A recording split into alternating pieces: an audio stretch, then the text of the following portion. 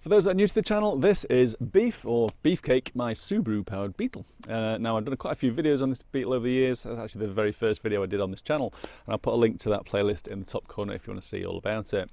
Today we're doing something paint related because the paint on it is kind of a cock-up. It was never really meant to be this colour. So originally I wanted it to be VW Kastenbraun, my very German accent, which is L73 or chestnut brown. I went to get it mixed at the shop in 2-pack paint, and they gave me a tub of something that kind of looked like dog vomit. I'm not really sure what it was, but I sprayed it on and it didn't get any darker like I thought it might do. It turns out it was just the wrong colour mixed. So I went back and said, you've mixed the wrong colour, can you do it again? They did it again and it came out exactly the same. So for whatever reason on that day I found out that you can't use the old original L73 paint code and 2-pack materials. They don't seem to go together, don't work together. And I also learned that 2-pack paint doesn't get dark after you sprayed it. I didn't know. First time I'd done it, it doesn't. So in the end I chose something from the Rattle chart, which was whichever code this was, black brown or something. But it's UPS brown basically. And it's been all right. I kind of got used to it, kind of like it, but it's getting old, it's getting tatty. I've not done the prep as well as I should have done in some places, I think, and it's starting to flake off. And it's just generally looking a bit tired, and it is a bit dirty. But I don't apologise too hard because I use it all year round. Well, in most weathers at least, not in the salt. So we're going to do something a bit daft. Now, I apologise to those who have told me not to do this because a few people said, do not do that to your car, but we're going to do it anyway. We're going to start rubbing some paint off. Now, I had a vague plan to do this actually before I even painted it. So when I painted it brown, and then before that the wrong colour brown, before that I painted it orange because I thought if the brown goes wrong I might want to rub it back to the orange. So it's actually got a coat of bright orange under there as well, which is where I should have stopped because it looked awesome in orange. I might do that again in the future. And before that it was white, which is the primer, and then grey, and then the original peppermint, though I'm not really planning on going that far back. So we're going to start rubbing things, see where it gets to, so what it looks like. And I'm going to start with the bonnet because that's the worst panel, and it's a nice big easy access bonnet bit of panel I can get to, and see how it looks. And then we could probably clear coat each panel individually, so it's protected until ultimately I can do the whole car again. I can't actually do the whole car at the minute because I've been using 2 compressors linked together because I don't have a big enough compressor to do a car to keep pressure. So I'll link to that video as well where I linked 2 together because it worked quite well. But one of my compressors has died at the minute, so until I get another one, we can't paint the whole car. So rubbing back, make it look a complete cock probably, like a sucked stick of rock look, but that doesn't roll off the tongue very well. I'm sure it'll be fine. Let's do it.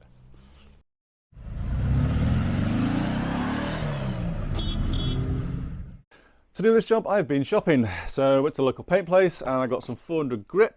I found that's a nice grade for cutting back, not too aggressive, but it's not too much hard work at the same time, and it doesn't leave too much of a mess. So 400 is my grade of choice. I got some panel degreaser. If you've not got panel degreaser in your garage, get some. It is amazing stuff. You use it for absolutely everything. It takes off underseal, it takes off oils. It's awesome. It's one of the most versatile things in my garage. So 5 litres is by no means too much for this little job because I'll keep using it for all sorts. Go get yourself some. I know it's naughty. Disposable measuring pots makes it so much easier and so much quicker to measure your paints out rather than weighing and messing. Clear coat, I got this one's the Genrock version. The reason I bought that is because I'd already got a litre of the hardener as well. So I bought a litre of clear coat to go with the hardener I'd already bought, so it saved me a few quid. You can actually buy kits that basically it's all the parts you need to do clear coating, and do it like litre kits or 5 litre kits. You can just buy it separate. It's 2 to 1, so 2 clear coat to 1 hardener. You can use up to 5% thinners, but you shouldn't need to. So jobs are good and all there. And lastly, because I didn't clean the gun out properly last time, and I can't get the paint out of the inside, it's all hardened too much, I had to buy myself a new gun. Now, I used this particular one last time. It's only a budget thing. So there's probably professionals out there going, it's crap, but it did a good job a reasonable job on my last paint jobs on the van and the Beetle. So 1.4, which is what was recommended for clear coating, but it's actually the same as what I use for the painting the silos and the 2-pack. So 1.4 for the win. I will put a link in the description below if you want one of these particular guns, but I say if you can support your local paint guys, get one from there instead. Now, I'm not a big paint guy, and I'm not sure why. All the little recesses and indents like this, well, not all, but the bonnet's the worst. I've just done this today. It's not been like that, but it's kind of bubbling, flaking off. It's not bonded very well to the paint. Now, I'm assuming that's because I didn't prep and key in the indent of the bonnet and stuff, mainly the bonnet, as well as I should have done. But if anyone's out there that's watching this, that's good at the paint stuff and knows why that happens, let us know in the comments. Oh, I'm not sure I want to do this. Oh, I've done it now. At least I'm getting rid of the orange peel that I never got a chance to rub back.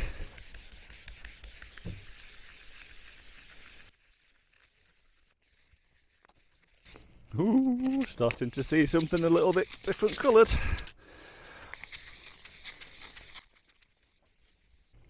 So we're back to what I think is dog vomit brown. So let's keep going, see if we can find the orange. Just used a little bit of the panel wipe or degreaser to shine it up so you can see what it looks like if you had clear coat on there. There's the orange look.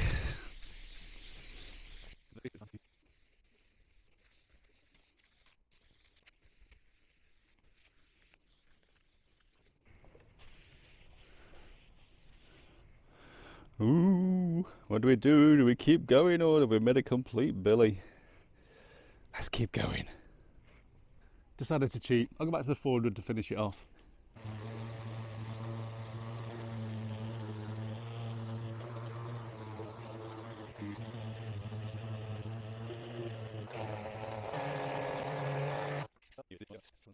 So I'm just finishing by hand because the machine's quite aggressive. It goes through the orange coat really quickly. So I get our panel wipe and give it a once over and see what it looks like.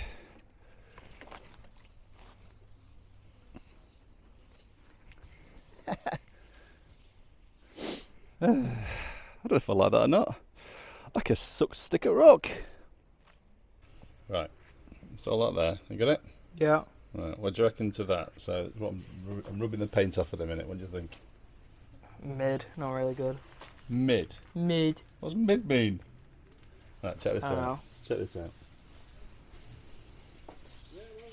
So when you put some lacquer on it, you get all shiny. It's gonna look like that. What do you reckon? That's cool. You like that? Yeah, I do like that, yeah. So if I do it to the rest of the car, I can blame you. Yes. Okay, let's do it. I'm not...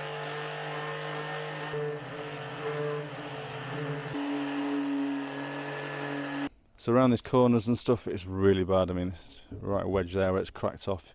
You can see there's a crack edge, and all along up here, it's cracked along here because all this wants flattening back. Obviously, to do that, we're going back to metal. It's going to take quite a bit more cutting to get that nice and flat. So we're going to be revealing quite a lot of metal, which was never really the plan, not to that extent anyway. So I don't mind that so much at the minute, but I'm not sure I want metal on show.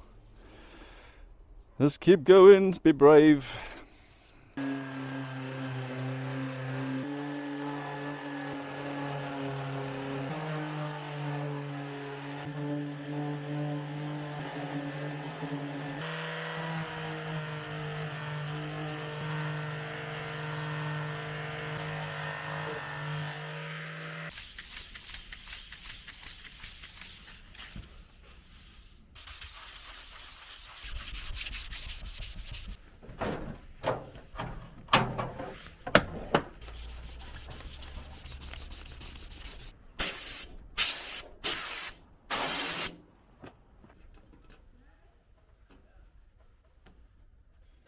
Last time I painted the car, I must have fitted the handle and the rubber or the nylon thing before the paint had hardened.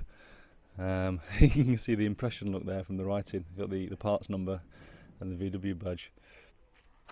A few things I've been using in the video that I mentioned earlier, which is the blue roll. I have a big roll of that stuff and it's brilliant. So every time you take a piece off, it's clean. So you're not using an old rag to wipe stuff back onto your paintwork. So I use that for my panel degreasing and for taking dust off initially and stuff. Really handy to have. You want some tack cloth, so the last wipe down for dust is with a tack cloth. it removes any remaining dust. So you'll need to get some of that stuff. Most paint guys will know. It's basically like a wax coated cloth. Really, really handy. And Scotch Brite, the brown one, say for getting around corners and just finishing, giving it something that's got a bit of a shine to it, a keyed surface you can spray straight onto it. Awesome stuff. And again, I'll link to all this stuff below.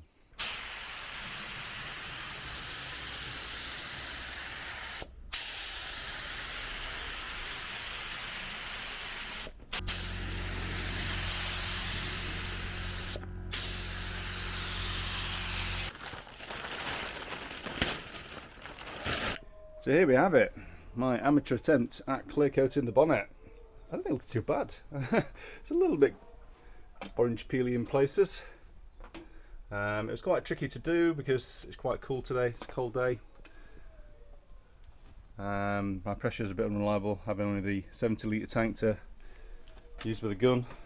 So I did use a bit of thinners just to help it out the gun a little bit because it's coming out a bit globby. But I think for now it's looking pretty decent, well, at least for DIY garage job, eh? So let's let it it's dry and see what it looks like when it's all dried off and I've got the rags off. And yeah, so far pretty happy with it. I had to quickly swap cameras because the Pocket 2 was packed up again. Love the camera, so unreliable, it's a nightmare. So I want to quickly talk safety before anyone goes and kills themselves. There are paint masks, and there are paint masks. Well, they say they're paint masks. And then there's paint masks. Now this particular one is a Gerson 8000 E series. It says on the packet it is good for organic chemicals and vapours, and it will protect you from those. Basically, if you're spraying in 2-pack or polyurethane paints, you're going to get isocyanides come off. Anything that's got hardener, you get isocyanide come off it, and it is nasty stuff. You don't want to breathe it, you don't want it on your skin, you do not want it in your eyes. They say it absorbs into your body very, very easily, and it makes you quite poorly, both short and can be long term. Now this particular mask was recommended by a paint shop guys that I know. They use full face masks for painting cars with an air feed, and that's what you should be doing with 2-pack. That's the only way you're going to stay safe spraying the stuff. They basically use one of these for nipping into the booth to check something's alright and nipping out again for a minute or two max. They don't use it for painting cars, so nothing really DIY in the garage is ultimately that safe. And if you do it, it's a risk and it's on your own head. There are other options you can choose, celly options, cellulose options and stuff. I mean, if you wanted to save a load of money and do it out of a Rattle can, I highly recommend these guys. Pro XL, their clear coat is the best I've ever used by miles. I've never had a bad job come out with this stuff. Sometimes it's a bit cold and it comes out a bit misty, you think, ooh. Panic stations, but it's always cleared and it's always looked amazing. So I highly recommend that stuff, and I will put links below as always for all this stuff if I can find it.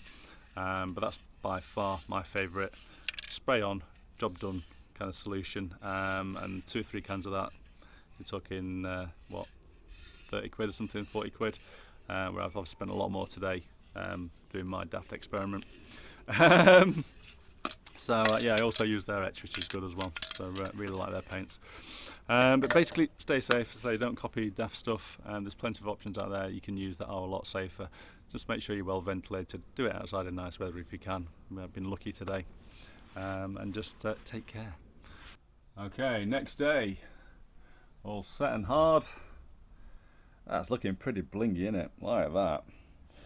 Now let's give the car a wash and see what it looks like all together. One clean car and one shiny bonnet. Look at that, looks awesome. I know it's not perfect, and like I say, I'm no expert in this, but I do think it looks good. The question is, do I do the rest of the car the same?